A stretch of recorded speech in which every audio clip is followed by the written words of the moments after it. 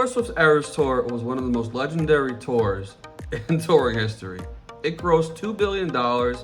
It made a boatload of money for local venues, made a boatload of money for local economies, and also it boosted the profile of artists like Sabrina Carpenter and Gracie Abrams, who are certainly now at the top of the music world. What Taylor did for their careers, and obviously due to their natural talent as well, just put them into the stratosphere. So let's break down everything about this tour. And I really want to get into how it affected Sabrina and Gracie's careers. But first, let's just talk about how it affected the local economies, fashion brands, and the venues and just everything like that. So obviously right off the bat, it made $2 billion. Now, of course, Taylor doesn't pocket all of that. The venues take a cut of that. But nevertheless, $2 billion is crazy. It was such a crazy amount of money that Taylor was able to give out bonuses of $197 million to her crew. So that's a lot of bonus money to go around. Taylor Swift and the Eras Tour, wherever they went, it was like an economic stimulus package, for real. In Kansas City, the tour generated $50 million for the venue. In Cincinnati, Ohio, it was estimated that the tour generated $100 million. In places like Seattle, it grossed $90 million.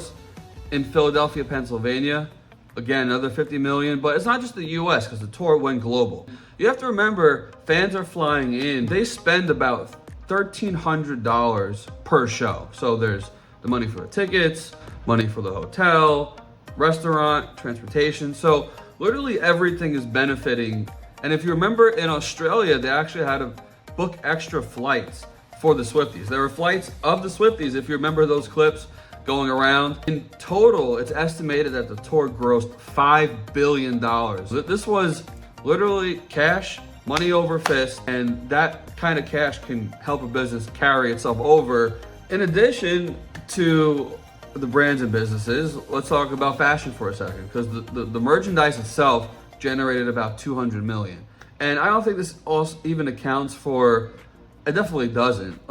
Just the amount of merch people were making online. If you scroll through TikTok shop or any shop, they were all creating either Taylor Swift centric sweatshirts and outfits that were inspired by the Eras Tour. They were going to the tour. Show Me Your Moo Moo, who created these very Eras Tour inspired outfits with the whole thing, the dress, the boots, just everything was very Eras-centric. A brand in particular, Hazel and Olive, saw a 40% increase creating outfits for fans to buy, which is huge. Even bigger companies like Gymshark created Eras Tour-centric workouts. So I think you have to look at the whole picture here. It affected economies directly, but also the brands that were savvy enough to capitalize on creating merch or just concepts around the Eras Tour also benefited. And also people just who are content creators. You have to look at everyone creating content around the tour. That generated tons of views and revenue as well. And also Vivienne Westwood was responsible for those dresses with the lyrics printed on it, which were very cool, and just a new look for Taylor to rock after the Tortured Poets Department dropped. But now let's get into how this affected artists and their brands, because Sabrina Carpenter and Gracie Abrams are now two of the most talked about artists. Sabrina has, I think, risen to the top. She did a whole arena tour. And Gracie Abrams, her profile just went through the roof. Let's talk about Sabrina Carpenter. Sabrina Carpenter is somehow the best new artist, which I don't truly get, but nevertheless, she is. She's got a ton of Grammy nominations, but her song Feather took off, came out just right when she was on tour and became one of her go-to songs.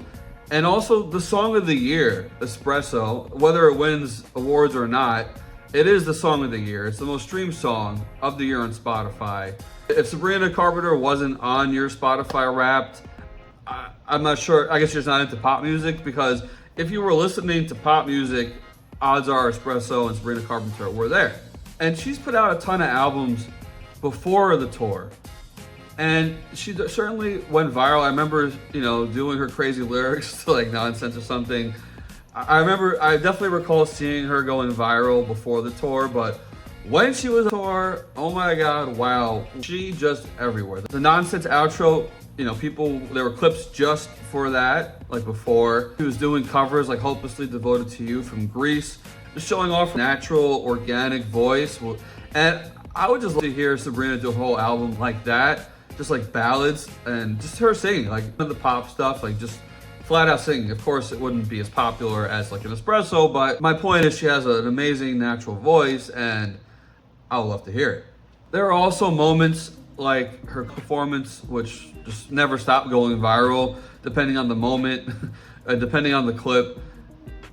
Obviously, a lot of people tuned into that because they knew her from the Eras Tour, because she reached this new level of popularity. Her brand reached that new level of popularity. And speaking of her brand, she did a ton of brand collaborations like Marc Jacobs. She did the Erewhon smoothie, which is $23. She's got a sponsorship with Kahlua and vodka for espresso martinis. It was just never ending. Not to mention she got a whole Netflix special featuring some of the music's biggest artists collaborating with her, like Chappell Roan and Tyla. And of course her album, Short and Sweet, #1. Like literally the whole package.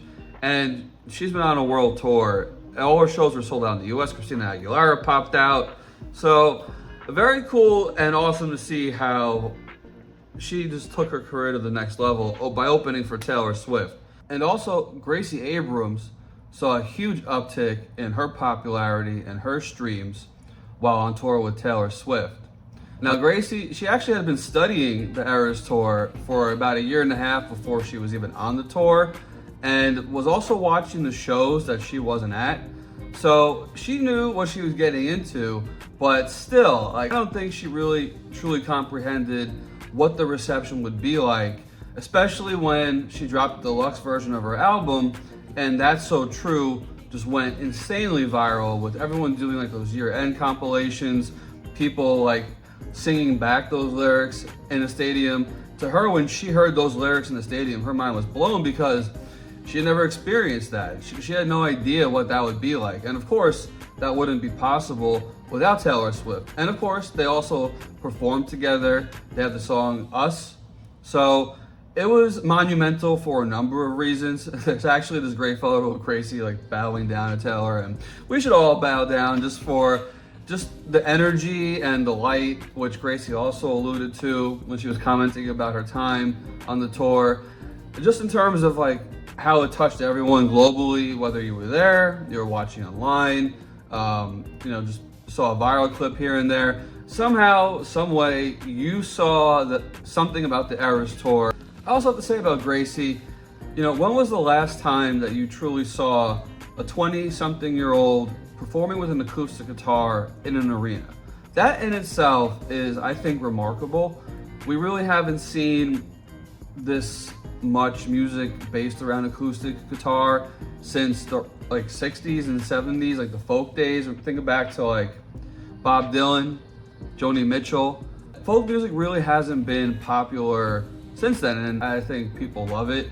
They love that emotional vibe. Just the singer and her words with the guitar on stage, and that's what you get. So shout out to Taylor. She also dropped the album in the middle of the tour. She won a Super Bowl in the middle of the tour. So yeah, a lot of monumental things happen on this tour, and Sabrina and Gracie, I'm sure, will be gracing us with their presence for years to come. Gracie Abrams is certainly going to take off. She's going to be on her own tour this July, but nevertheless, it's the conclusion of a historic turn, an historic era, a historic tour, and we're all looking forward to more Taylor Swift, without a doubt.